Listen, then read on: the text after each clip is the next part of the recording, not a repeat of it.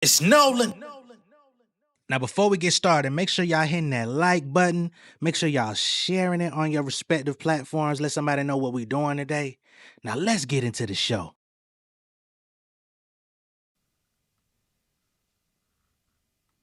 But I feel like a player when this shit come on.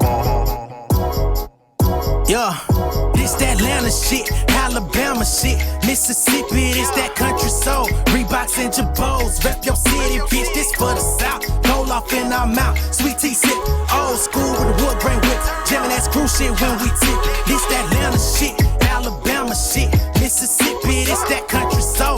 Reeboks and Jabos, rep your city, bitch, this for the South. Roll off in our mouth, sweet tea sip, old school with the wood grain whip. Jamming that screw shit when we tip. Fresh off the porch on my dogs. No fuck with the blogs, my niggas is stars. I'm feeling like Chico the bar. No play the guitar, it's time that I floss. Haters be gripping my bars. I'm flipping the stack when I get my deposit. Bitch, get your hand on my pockets. I keep them in check like I'm great in assignments. I'm alive, willing my fortune like Vanna White. Keep me a chick to be loyal, my feet to the soil. I'm making a sacrifice. Cut out the gas on no butter knife. Stand in the corners, 3 in the morning. Police swarming, mad at my brother for pushing the foreign. Don't even know that we got it from touring. Niggas be boring. Feeding the rumors. Guess I'm all in they malice and Thomas. I could pull up just me and some shooters. In the party with shots like it's Dugas.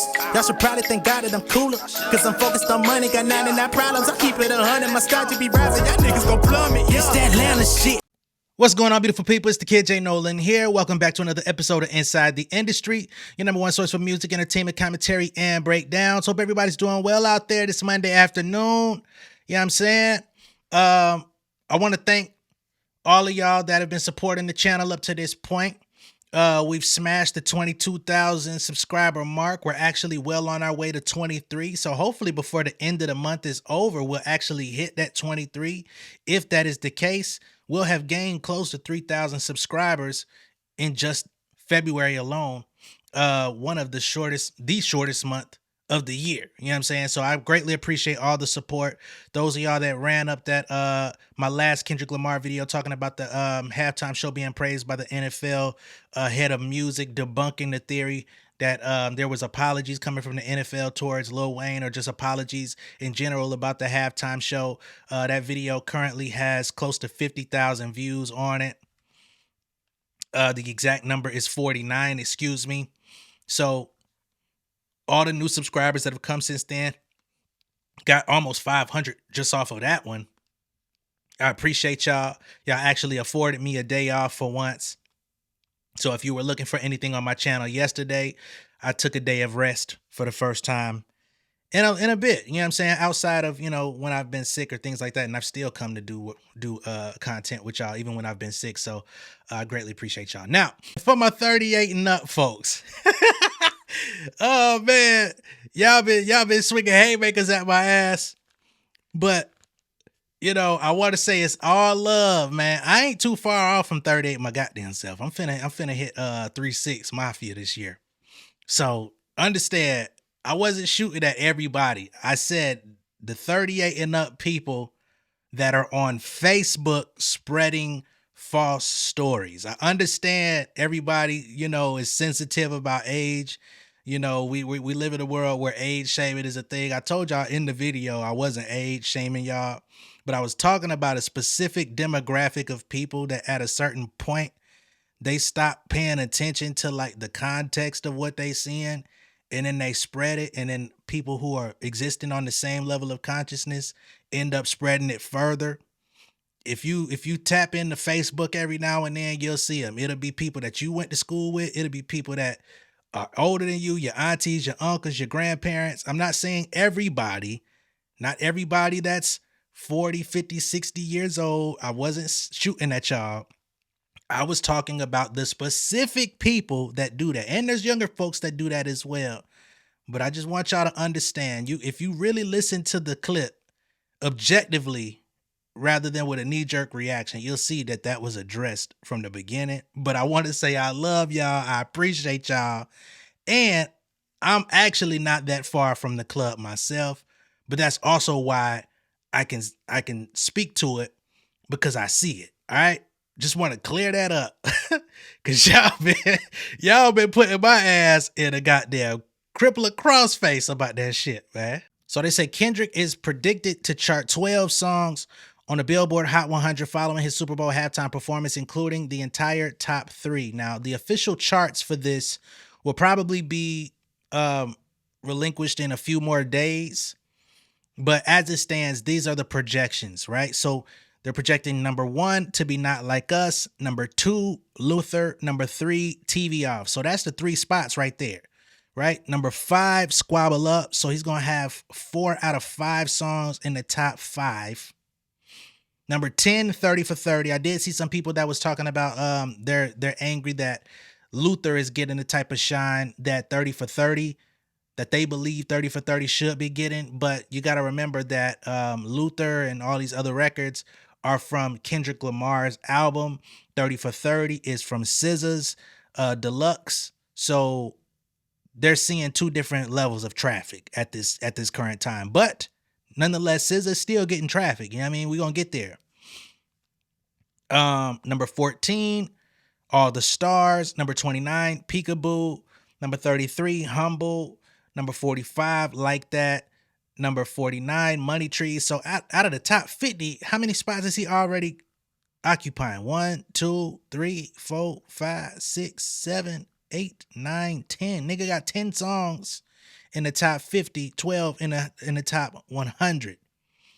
Hey Now and Whacked Out Murals. And this is actually the first time that Money Trees is even hitting the Hot 100 chart. So again, when I talk about being perceived as a new artist, you got to think this is a song from his debut album, one of the cult classics from Good Kid, Mad City, just now for the first time hitting the Hot 100 at number 49. I would project that it goes higher beyond that once people get a hold of it and really sit with it. They're going to keep playing that motherfucker just like we did when it first came out. So that was just the Billboard Hot 100. And of course, the Hot 100 is singles. Now, they've posted an update stating that Kendrick Lamar has become the first rapper ever to simultaneously chart 3 albums inside the top 10 of the Billboard 200 chart. So number 1 is GNX. Number 9 is Damn. Of course, another one of the fan favorites out of his catalog. And number 10 is Good Kid, Mad City, the same album that I've been referencing this whole video. And again, that's 3 spots in the top 10. First rapper to ever do so. Okay? So he's having an exemplary year. If you don't like him, that's cool. But I would say, even if you don't fuck with him, just watching from afar, you know, niggas had to salute Drake with all his records for years. Just return it in kind, man. Like, what the fuck? Don't be mad at the game. Because please believe there was plenty of people that were mad at the game when Homeboy had it. So just endure, and maybe your champion will find his way back. Maybe not. We'll see. Also being added to Kendrick Lamar's current accolades is he's become the first rapper ever to surpass 100 million monthly listeners on Spotify. Again, these numbers are going through the freaking roof, man. Like, woo. So all that time people was talking about the records and, oh, he can't compete statistically and all this type of stuff. People was talking about the Super Bowl performance was a shit show. It was a disgrace. So how did it create all this attention? How did it create all this interest in his music? If people didn't like it, if people didn't like what they heard, if people didn't want to go back and check his catalog, I thought he should have performed the hits. It would have led people back to more of his music. Looks like they still went back nonetheless. So, you know, I ain't saying I'm taking pleasure in dunking on people, but I always take pleasure in dunking on people. You know what I'm saying? Even when it's just rumors, even when it's just, folklore. It's like, bro, let's just get to the truth. Let's get to the facts of the situation, right? That's the only reason why I do this stuff, is just to, like, all right, everybody got their opinions. Everybody has their stance. Everybody has their, their champion who they fuck with. But let's not say people don't really like this guy. Let's not say people don't really fuck with this dude. Let's not say he ain't got no fans. Let's not act like he just came out of nowhere. Because if all of those things were ringing true, then surely he wouldn't be getting all these accolades right now. Also in the update from chart data here, they say Kendrick Lamar's Mr. Morale and the Big Steppers returns to the top 100 on this week's Billboard 200. And of course, this is an album that I've been swinging for since it came out. I never understood why the album got overlooked the way that it did, and why people that heard it acted like there was something repulsive about it or driving them away from it. Because honestly, it's still my favorite Kendrick Lamar album out of his whole discography. Good Kid, Mad City holds a special place in my heart, as does To Pimp a Butterfly. But I think his writing went to a totally different level on this project. But looks like people are just now finding out about it as well, right? Because now it's returning to the top 100. And this is the album that a lot of people claimed didn't have any listenable music on it. Go fucking figure.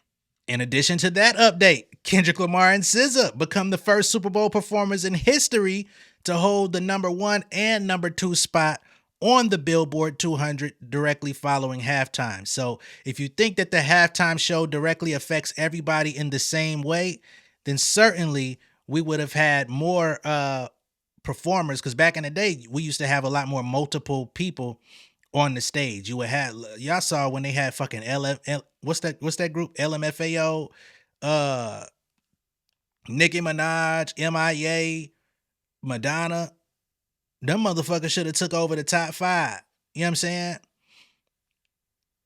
But it was something about Kendrick and SZA. And SZA didn't even do much. She was out there for all of like 3 minutes. You know what I'm saying? And SOS is right back on the charts, number 2 spot after halftime. So there was definitely something inside that performance that compelled people to really go see what they had to offer. You know what I'm saying? And let me just say this. I know there's some people out there that are like, bro, what's up with the Kendrick Lamar topics? Why are we still on this? There's so much other stuff going on in hip hop. Go ahead and tell me what else it is, nigga. What? You want to tell me about West Side Gun? Shout out to West Side Gun. You think we're going to talk about West Side Gun on my channel? Really? What do you want to talk about? Joey Badass got something dropping at midnight. That's what you want to talk about? That's prime time? That's prime time conversation? What do y'all want to talk about? Because other significant artists in the game right now, they're not dropping. You got Drake. What, you want me to stop talking about Kendrick and go for Drake? That's not even a hip hop project. You know what I'm saying? I told y'all from the jump, I don't like Party Next Door, never have. I like Drake typically when he's rapping. Those are, you know what I'm saying? If I go through his catalog, the songs that I've liked are rap records.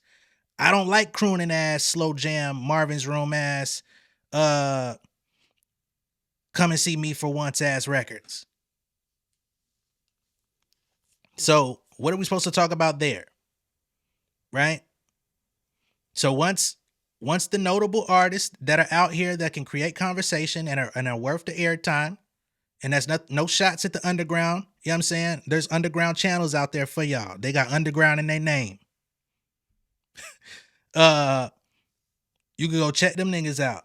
But once we actually have people to talk about that want to drop music and it's impactful, please believe we'll get around to those people. It's Kendrick Lamar's moment. Drake is trying to create a moment, therefore we'll talk about some of it. Mick Jenkins, very talented rapper, but his album is on Even. You know what I'm saying? Shout out to Even. But it's not even available on streaming platforms, if I'm not mistaken. So most people are not going and checking that out, right? That's where it's at as it pertains to February 2025. Once niggas get on the board, we'll talk about who's on the board. Don't come around here trying to say I need to talk about fucking A$AP Rock. Don't tell me I need to talk about no fucking Brother Ali. Respect all of these people. I don't even know if they got fucking music out, but I'm just saying, man, don't fucking play. Don't play yourself. So in other news, we've got DJ Head coming out, and he's talked about some of the criticism that Kendrick Lamar is facing. Some people that I guess are dissatisfied with the West Coast sound. That's been a topic ever since GNX dropped, was that he heavily leaned into a more updated West Coast sound, DJ Mustard vibes and all that type of stuff. And here's DJ Head's response to those people. And I think this is an overall conversation about regional sounds in hip hop. There was once upon a time when the regional sounds were like, you know, it just came with it.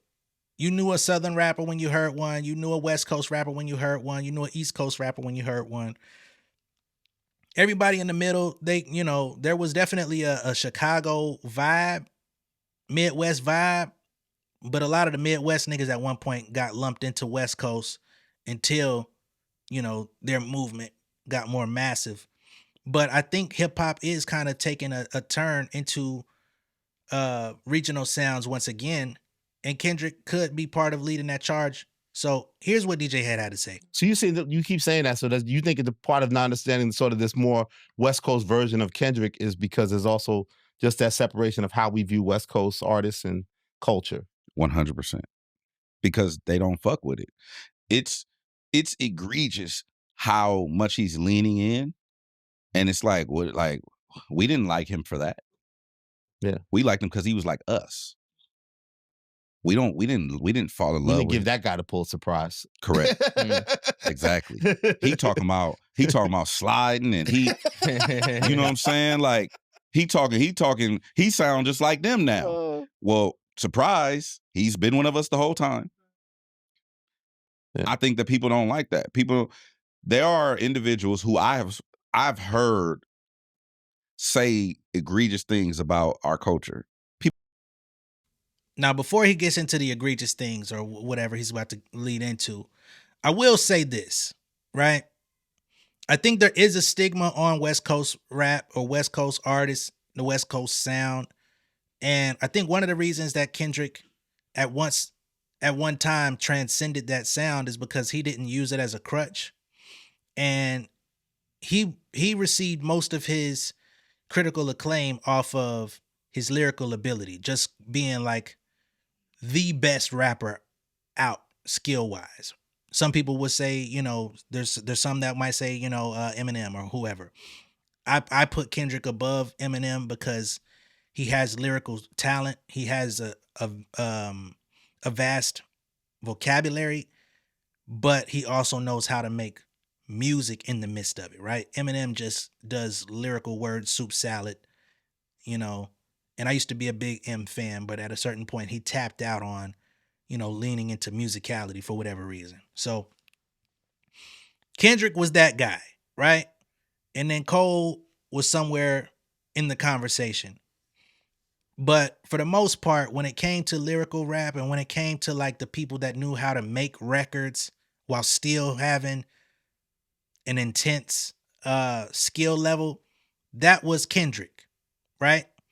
And based on the changes that he made in his artistry in 2024, creating, Not Like Us, creating GNX, the lyrical stuff kind of took a back seat to him creating vibes and feelings and having, creating records that linked into West Coast, right? He said, what I learned is niggas don't like the West Coast. So I'm fine with it. I'll push the line with it. And I think a lot of people may have thought he was bluffing when he said, I'll push the line with it. Or maybe people thought that he meant, something else when he said it, that he wasn't going to lean into the sound of West Coast. But that's what essentially happened. And I think some people that really liked him for his lyrical abilities didn't care for the simpler version of him, which he still had a lot of entendres and like different references and stuff that needed to be dissected, but it was just a different approach. But he said on Whacked Out Murals that this ain't for your lyricists, right? So he told you on the first song on the album what you was getting. People in power, people in real positions. Like, I'm not gonna say their names because y'all fuck with them, But I've heard these people say things, and it's immensely disrespectful, the things that they say, where they don't even understand that they offended anyone. It wasn't like, oh, I have malicious intent to what I'm saying. The mentality is flawed in a way that they think that what they said is okay. So now we come to a point where here's a guy who has been doing the thing the whole time, giving us messaging, giving us electrifying music, giving us messaging, giving us positivity, giving us the empowerment pieces and stuff like that. But then as soon as he's like, no, but I'm this too, it's like, well, hold on. We don't like that. What are you on? What's going on? He got all these niggas out here on the field, nothing but niggas. Jumping out of cars. Like, yeah, all these. Where do they even come from in that? You know what I'm saying? And anybody who says that, like, where all these niggas come from, did y'all not see the first time he showed up to the Super Bowl? Like, did y'all miss the first time? Because he came out with dancers the first time. They was out there doing a whole C-Walk session the first time he went out there. Like, do y'all not know who this man is? Have y'all not watched him? The only dances the nigga do is West Coast shit. He just be sliding, riding, two-stepping, and like, come on.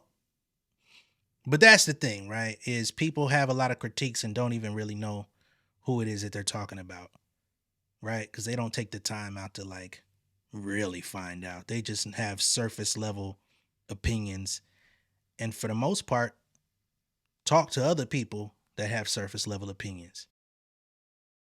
And it's choreography and it's turf. You got the Bay in there. You got like, and it's aggressive and stuff like that. It's like, well, that's not who we marching. That's not who we wanted. Like we wanted the person, which is the purpose of the Sam Jack shit. Yeah. It's like, hey, stay in line, stay in your lane. Don't get out of pocket. You know why you here. You know what the people want. Nah, that's what makes and I think low key, he could have did the performance without the Sam Jack piece, but it would have went over everybody's head as opposed to just some. Yeah. It still went over people's head with a fucking narrator. And they're literally using the same criticism of the performance that Samuel Jackson gives you. He's chastising them in real time. Yes. Yeah. So it's like, this is why I'm going back to the previous episode of The Bigger Picture, where I said a classic. I'm not smart enough. Right? Because the idea I pitched for the Not Like Us, I'm not smart enough. I'm not smart enough. I mean, human beings, I always call people stupid, but human beings are so stupid that Samuel L. Jackson is narrating something that you still don't understand. Yes. That means to me that you don't want to understand. Or it's not for you to understand. Or you fucking, there you go. It's not for you to understand. And that's cool too. But the way I look at it, because the theme is obviously it's set up like a controller, right? Dot play video games. Oh my God, Dot play video games? Yes, nigga. You know what I'm saying? He's a human being. Don't you play video games? He likes fun. Yeah. He got a kid. Like, why the fuck would he not play video games? Okay. Field set up like a controller. Bet. Now, the whole point is starting the game, right? Wrong way. Whatever the warning, wrong way, yeah. Warning, wrong way. Then game over at the end. All that kind of stuff, right? They think, oh, it's just Drake, and it's like you won't understand this because, one, what Dot did was deliver a Black experience to mainstream white America. Second part is he delivered a Black experience from our perspective, which you guys have never gotten nor gave a fuck about.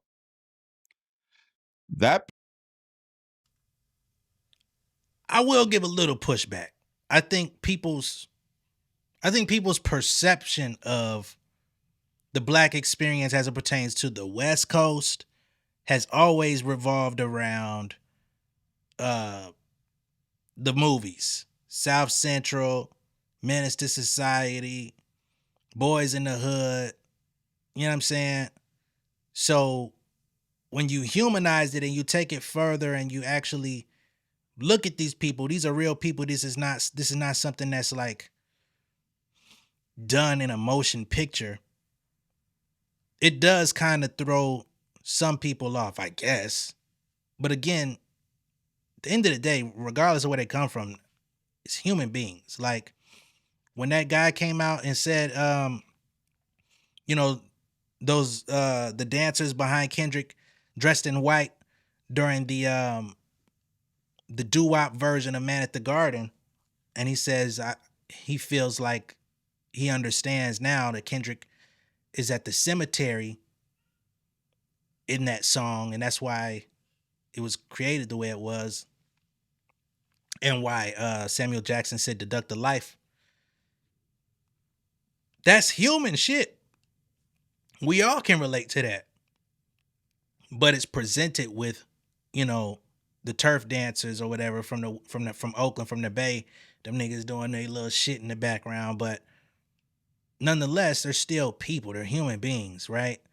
There's also a reference out there that people are pointing out that part of the show, or just the show period, on Whacked Out Murals, once again, Kendrick talked about he lost 16 homies, right?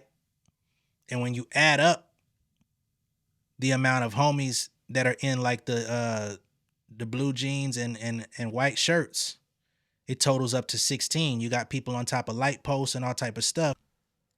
So it's been pointed out now, right? 1, 2, 3, go up to 10 on this first slide where they're under the street light rapping. And then you got 11, 12, 13, 14, 15, 16 sitting on top of the light post looking down at the performance happening. Same 16 that Kendrick was rapping about on the album.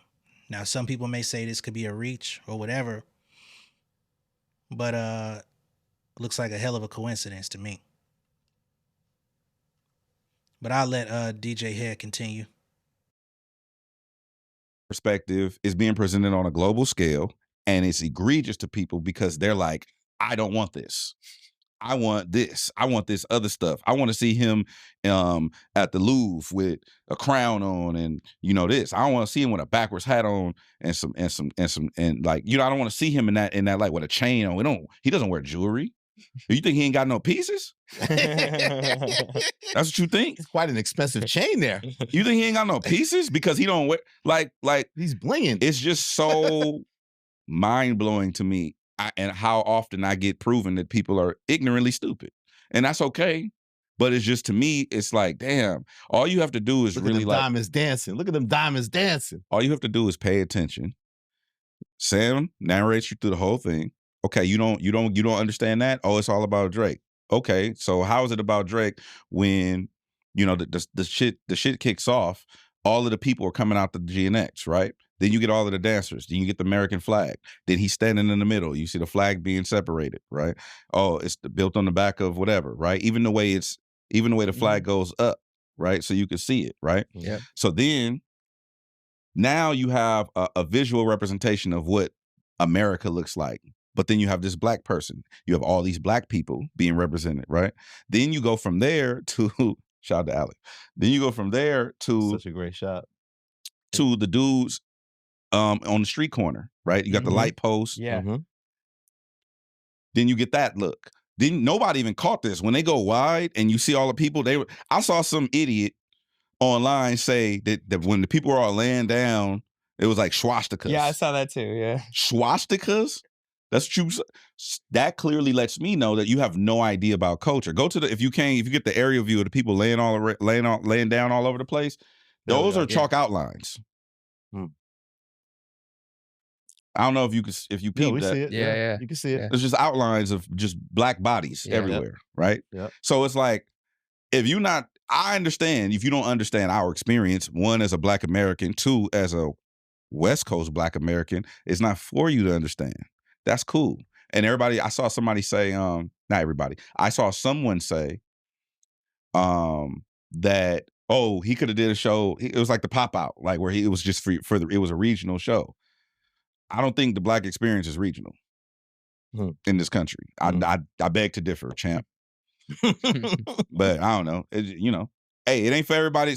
Hey, you know what? He could have got up there and, did some melodies and shit, and y'all would have loved it. And that's just how I feel. You know what I'm saying? Y'all would have loved it. Be a good little boy and stay in line and do what we tell you to do. All right, you could do that, or you could make history. It's up to you. Head dropping 40 points up in here. DJ Head, baby. No. I also love the way you say egregious. Look that shit up. Egregious. Look that shit up. Egregious. Yeah, look up egregious. No, You like that word. You like that record. It was the fact that there's all of this to dissect and he still didn't go super overt with it. Like all of these things are pieced and people will be like, you guys are just reaching on all this stuff. Look at it's a puzzle. It's a performance, not a puzzle. It's like, it's almost as if this man didn't go to the Grammys and perform in a fucking chain gang. It's almost like he never did that. It's almost like he never had Dave Chappelle narrate one of his performances. Like, oh, maybe this is the first time we've had somebody narrate a Kendrick Lamar performance in front of people. It's almost like we didn't have a whole era of this nigga going on stage with half braided hair trying to express something, you know what I'm saying? That the first time you watched it, you might not have got it. Where the fuck did these songs come from? You know what I'm saying? You got a whole album out. Ain't none of the songs he's performing from the album. Opens up the Super Bowl with a song that most people haven't heard other than the real fans that were locked in when GNX first dropped. Okay. Seems to me dude is pretty consistent in who he is, who he has been, and how he presents himself. But some people just haven't been paying attention and then they get mad because they don't understand. But you had every opportunity to pay attention. You chose not to, which is cool. You was clubbing. You was doing what you was doing. You was taking care of your family. You was, I don't know, studying for school or some shit, I hope, doing something productive with your time. But again, don't be mad at us because you didn't know. You just gonna have to take some time to either catch up or move the fuck on.